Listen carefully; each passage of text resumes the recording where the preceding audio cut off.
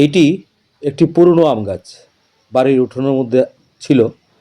10-15 বছর আগে লাগানো। এটি ছিল 12 মাসি প্রজাতির আম। কিন্তু দেখছি আমগুলি ততটা মিষ্টতা নেই এবং খেতেও সেরকম কোনো সুস্বাদু না। তার জন্য সম্পূর্ণ গাছটাকে না কেটে দিয়ে মাটি থেকে 3-4 ফুট উপরে কেটে দিয়েছি, দেখুন এখানে।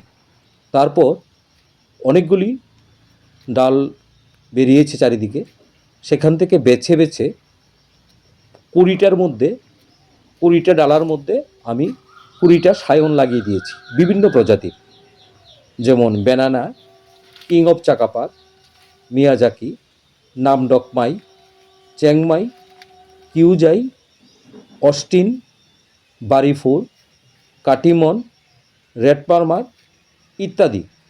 আরও কয়েকটা এখন মনে আসছে না কি লাগিয়েছি। বিভিন্ন খান থেকে পরীক্ষিত গাছ থেকে সেই সায়নগুলি কালেকশন করে চয়ন কুমার দাকে দিয়ে এই সায়নগুলি লাগিয়েছিলাম। আজ 15-16 দিন হয়েছে। কিছু কিছু দেখুন সুন্দর কুচি কুচি পাতা এসে টিকে গেছে।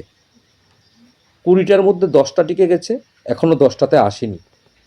যেই 10টাতে আসেনি তার জন্য 5-7 দিন আরও অপেক্ষা করব।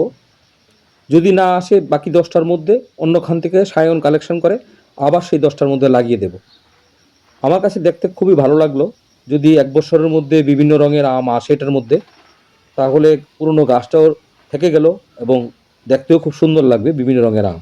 আপনাদের বাড়িতেও যদি এরকম পুরনো গাছ থাকে, সম্পূর্ণভাবে না কেটে এটার মধ্যে মাল্টি ড্রাফটিং করে বিভিন্ন প্রজাতির আপনার পছন্দের মতো আম সায়ন লাগিয়ে সুন্দর গাছ বানিয়ে নিতে পারেন। সম্পূর্ণ ভিডিওটা আপনাদের কাছে যদি ভালো লাগে অবশ্যই এটা লাইক দেবেন, শেয়ার করবেন এবং সাবস্ক্রাইব করে এক নজরে ব্লগের পাশে থাকবেন।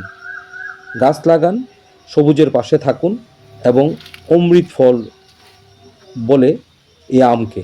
তার জন্য আম লাগান বিশেষভাবে এবং এই মিষ্ট ফলটা খেয়ে আনন্দ উপভোগ করুন এই গ্রীষ্মের মরশুমে। ধন্যবাদ বন্ধুগণ সম্পূর্ণ ভিডিওটা দেখার জন্য।